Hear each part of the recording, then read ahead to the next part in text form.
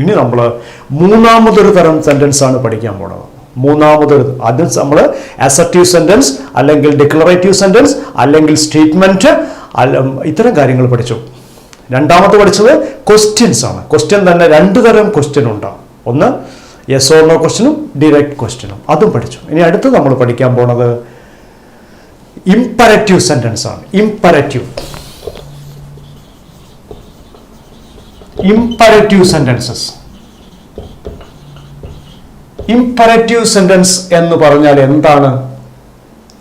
Interrogative sentence എന്ന് പറഞ്ഞാൽ question ആണ്. ഇംപെറേറ്റീവ് സെൻറ്റൻസ് എന്ന് പറഞ്ഞാൽ നമ്മുടെ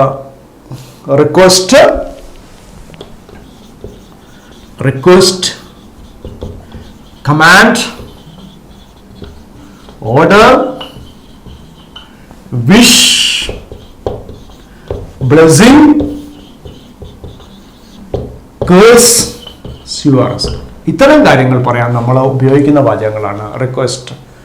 shall I come there or may I come in, ഇത്തരം കാര്യങ്ങൾ റിക്വസ്റ്റ് ആണ്. കമാൻഡ്, ഓപ്പൺ ദ ഡോർ, അത് കമാൻഡ് ആണ്. Open the door. Order is also come here. And wish you all the best, wish you happy new year. Blessing, may God bless you. Curse, go to hell. ഇത്തരം കാര്യങ്ങളൊക്കെ പറയാൻ നമ്മൾ ഉപയോഗിക്കുന്നത് imperative sentence ആണ്. അപേക്ഷാ രൂപത്തിലുള്ള വാചകങ്ങൾ, അതുപോലെ അനുഗ്രഹ രൂപത്തിലുള്ള വാചകങ്ങൾ, ഓർഡർ, നമ്മൾ ആജ്ഞാരൂപത്തിലുള്ള വാചകങ്ങൾ, ശപിക്കുന്ന രീതിയിലുള്ള വാചകങ്ങൾ, മറ്റുള്ളവരെ ശപിക്കുക, ബ്ലെസ് ചെയ്യുക, ഇതൊക്കെ നമ്മളെ ഇത്തരം സെൻറ്റൻസുകളാണ് നമ്മൾ ഇംപെറേറ്റീവ് സെൻറ്റൻസ് ആണ് പറയുന്നത്. Vishu, ആശംസകളാണ്.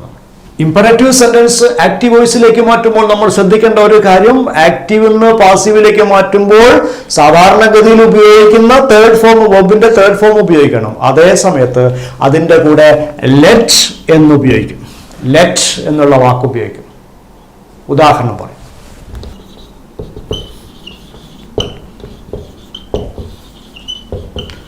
Translate the sentence.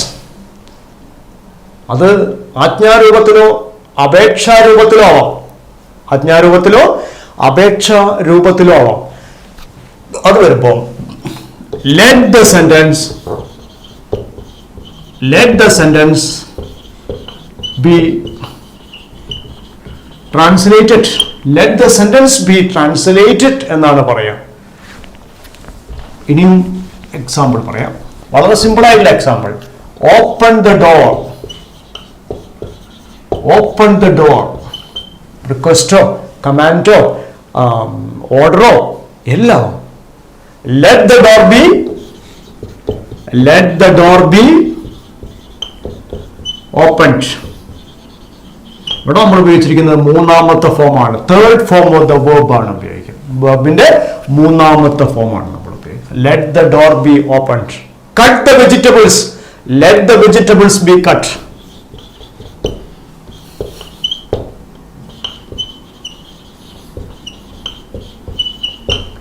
Cut the vegetables. Let the vegetables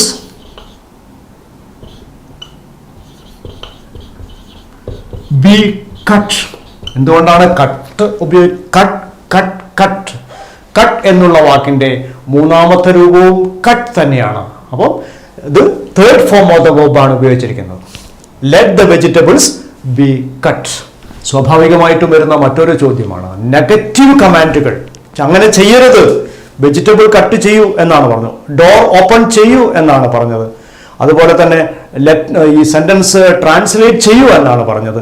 ഇനി നമ്മൾ പറയുന്നത് ആ സെന്റൻസ് ട്രാൻസ്ലേറ്റ് ചെയ്യരുത്, ഡോർ തുറക്കരുത്, അങ്ങനെയുള്ള നെഗറ്റീവ് കമാൻഡുകളാണെന്ന് പറയുന്നത്. ഉദാഹരണം,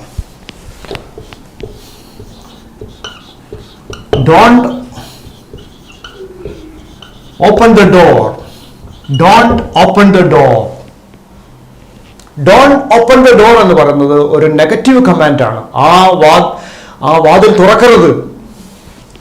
അപ്പം അവിടെയും let the door not to be opened. അതാണ് let the door not to be opened. Let the door not be opened. Not to be open. നമ്മൾ രണ്ട് ടി ഒരുമിച്ച് വരുമ്പോൾ ഇംഗ്ലീഷിൽ ആദ്യത്തെ ടിക്ക് ഉച്ചാരണമില്ല. This programme is brought to you by എന്നാണ് പറയുക. This programme is brought to you by എന്നാണ് എഴുതുന്നതെങ്കിലും I went to market, went to market എന്നാണ് നമ്മൾ പറയുക.